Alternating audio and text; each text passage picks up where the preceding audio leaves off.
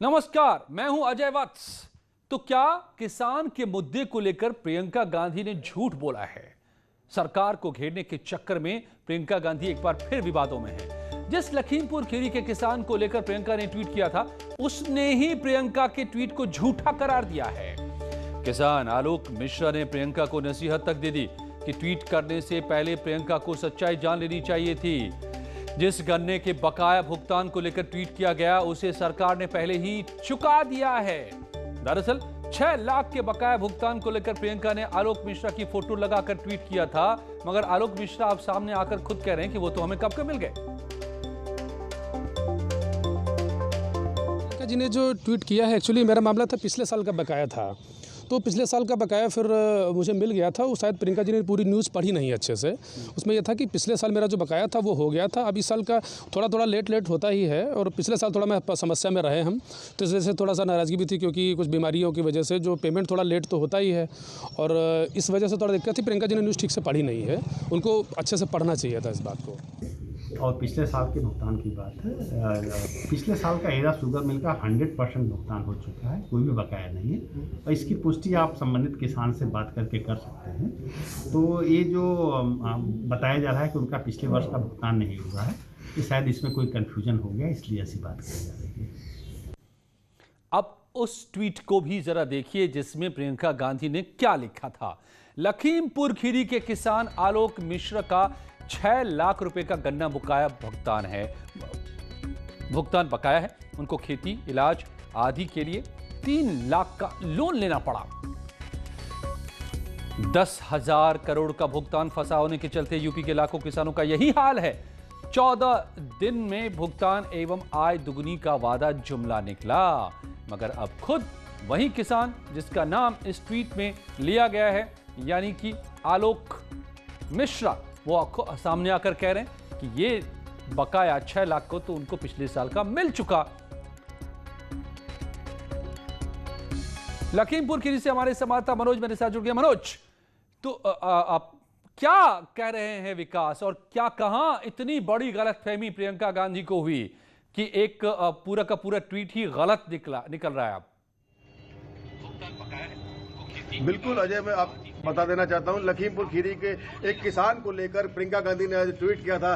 उसमें ट्वीट में कहा गया था कि किसान का 6 लाख रुपए बकाया है, जिसको लेकर किसान काफी परेशान है। जब न्यूज 18 ने उस किसान से जाके बात की तो किसान का साफ तौर पर कहना था कि जो मेरा पिछले साल का 6 लाख बकाया था, मुझको पिछले साल का मिल गया था।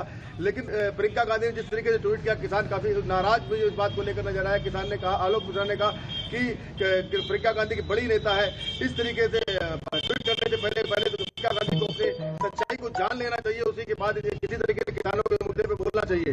कहीं ना कहीं इसको किसान का बिल्कुल आपकी आवाज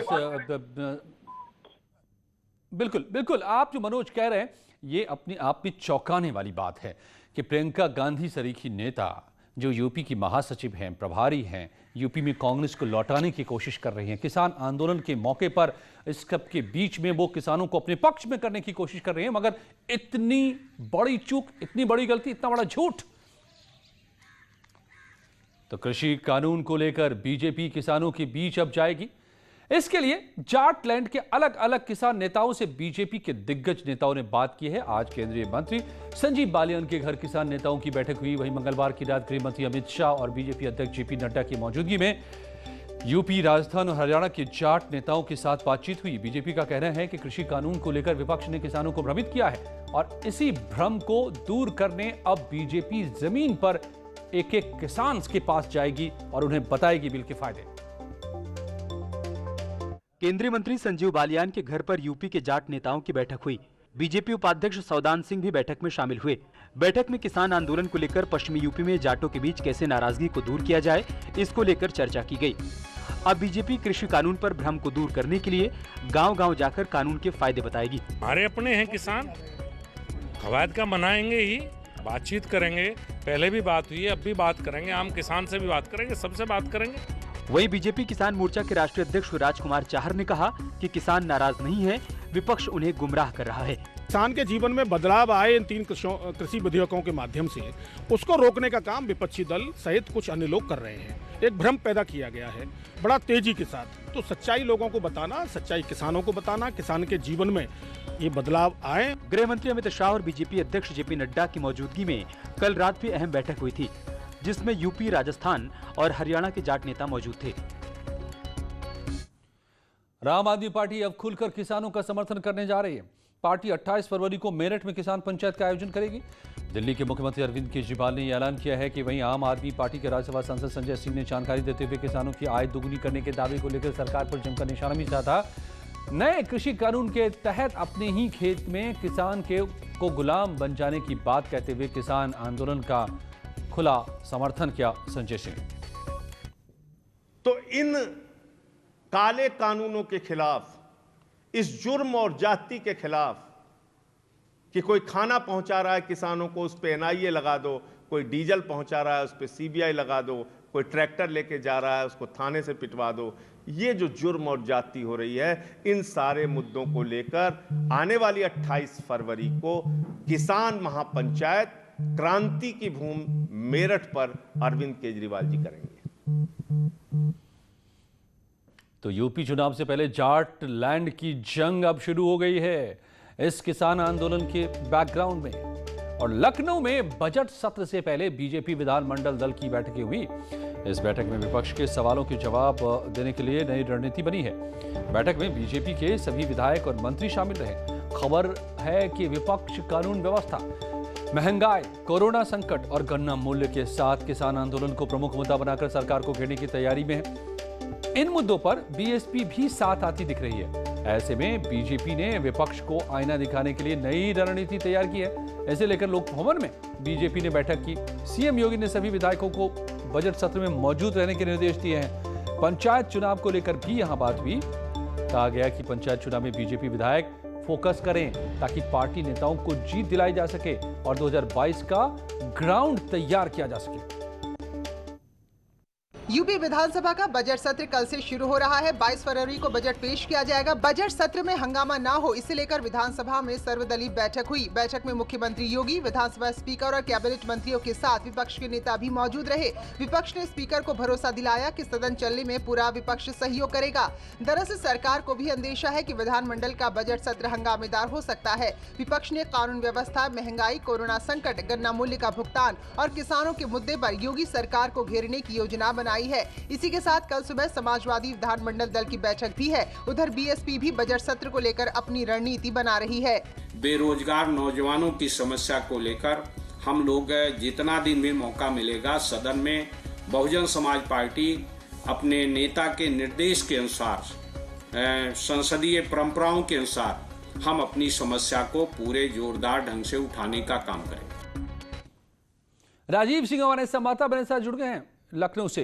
तो राजीव, ये जाहिर है कि चुनाव से पहले आखिरी पूर्ण बजट है, तो इसमें जमकर घमासान की तैयारी है और इस रण में दोनों तरफ मैदान सज गए हैं।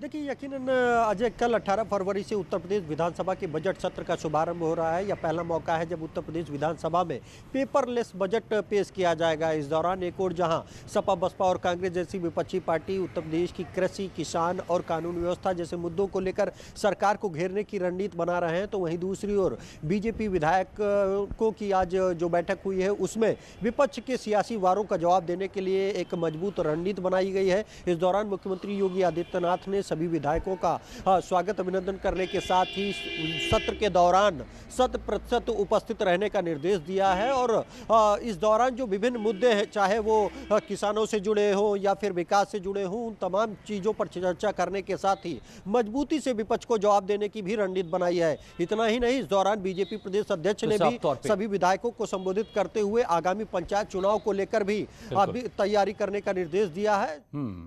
राजीव, तो यानी कि जमकर घमासान होगा इस बजट सत्र में, ये साफ नजर आ रहा है। और 22 फरवरी को पेश होने जा रहे बजट को लेकर के बागपत के किसानों की क्या उम्मीदें हैं, ये उन्हीं से सुनिए। योगी सरकार का बजट आने जा रहा है, इनसे बात करते हैं कि बजट से क्या उम्मीदें हैं। क्या होना चाहिए बजट में? बजट में देखिए, जैसे भारत सरकार का बजट आया उसमें आयुष मिनिस्ट्री को बहुत बढ़ावा दिया, हेल्थ वाले को बढ़ावा दिया। एक्चुअली मैं प्रोफेशनली डॉक्टर हूँ, तो मैं हेल्थ वाले बजट पे ज़्यादा चर्चा करूंगा और उसी की ज़्यादा डिमांड करूंगा। तो मैं चाहता हूं कि गन्ना किसानों का भी 2 साल से रेट नहीं बढ़ा, वो रेट बढ़ना चाहिए और हेल्थ का बजट ज़्यादा होना चाहिए। जैसे इस यूपी के अंदर सबसे, इस पूरे देश के अंदर यूपी में सबसे महंगी बिजली है। किसान को बिजली में के बिलों में छूट मिलनी चाहिए। दूसरी चीज़, उनको खातों में छूट मिलनी चाहिए। तीसरी चीज़, जो डीजल इतना और पेट्रोल इतना दाम बढ़ गए हैं कि देश के अंदर पहले अब तक इतने दाम आज तक नहीं हुए थे। किसानों को छूट पर डीजल मिलना चाहिए ताकि वे अपने कृषि के कार्य कर सके और अपने कृषि यंत्र चला सके।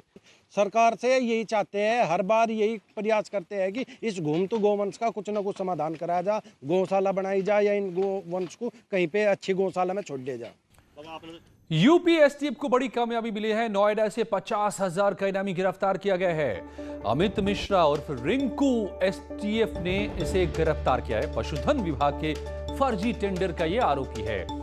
इंदौर के व्यापारी के करोड़ों की ठगी का भी इस पर आरोप है अमित मिश्रा पर, लेकिन आज ये इनामी बदमाश पुलिस के हत्थे चढ़ गया। यूपी एसटीएफ को मिली है यह बड़ी कामयाबी। और 26 जनवरी के हंगामे के कुछ नए वीडियोज सामने आए हैं। इनमें हमलावर पुलिस पर हमला करते दिख रहे हैं। इन वीडियो की जांच क्राइम ब्रांच और स्पेशल सेल की टीमें कर रही हैं। लाल किला हिंसा के इस वीडियो में प्रदर्शनकारी पुलिस पर लाठीचार्ज करते नजर आ रहे हैं। इससे पहले भी कई वीडियो सामने आ चुके हैं जिसमें तथाकथित किसानों ने दिल्ली पुलिस को अपना निशाना बनाया था। इस नए वीडियो में देख सकते हैं आप कि कैसी लाठी से प्रदर्शनकारी पुलिस पर हमला कर रहे हैं। कुछ ही पलों में दिन की और बड़ी खबरें, लाख टके की बात।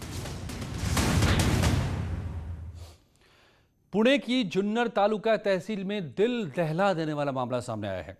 क्रिकेट मैच के दौरान नॉन स्ट्राइक साइड में खड़े बल्लेबाज को दिल का दौरा पड़ा और उसकी मौत हो गई। तस्वीरों में देख सकते हैं किस तरह से स्ट्राइक साइड में जाने की कोशिश में था, लेकिन उसके पहले ही अचानक आए हार्ट अटैक से पिच पर ही उसकी मौत हो गई। आपको बताएं कि आज दोपहर के समय जब ओझर संघ और जामबूत संघ के बीच मुकाबला चल रहा था तभी दर्दनाक घटना घटी। मृतक का नाम बाबू नलावड़े बताया जा रहा है। उम्र 47 साल थी। बाबू नलावड़े को तत्काल डॉक्टर राउत के पास ले जाया गया, लेकिन तब तक उनकी मौत हो चुकी थी। केंद्रीय मंत्री गिरिराज सिंह ने राहुल गांधी पर ट्वीट करके निशाना साधा है।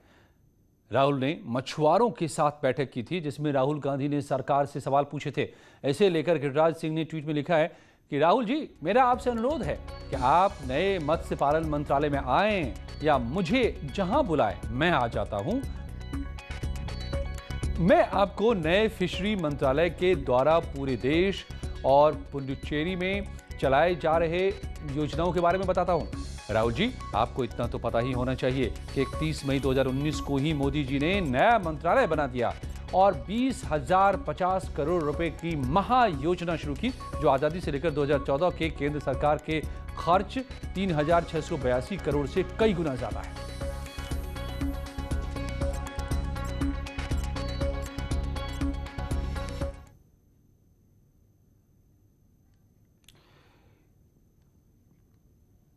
और आपको बताएं कि इस बीच जो खबर है,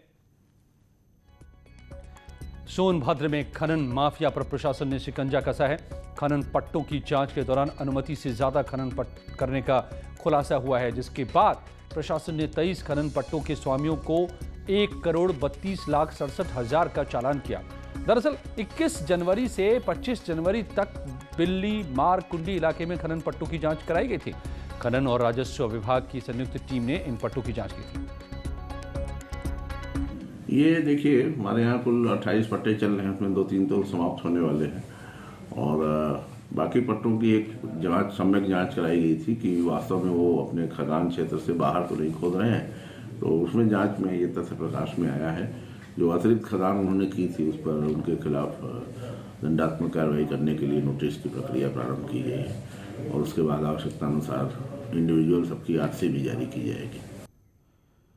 और वाराणसी से बड़ी खबर आ रही है। बीएचयू के बिरला हॉस्टल में तमंचा मिला है। कमरा खाली कराने गई थी पुलिस तो ये तमंचा बरामद हुआ। फायरिंग के आरोपी युवक का कमरा खाली कराने पहुंची थी। हॉस्टल के छात्र पर फायरिंग का आरोप है। 11 फरवरी को आपसी विवाद में चली थी गोली। दोनों पक्षों की तरफ से कराई गई थी एफआईआर। और अब जब यहां हॉस्टल खाली कराने गई तो तमंचा हॉस्टल के भीतर।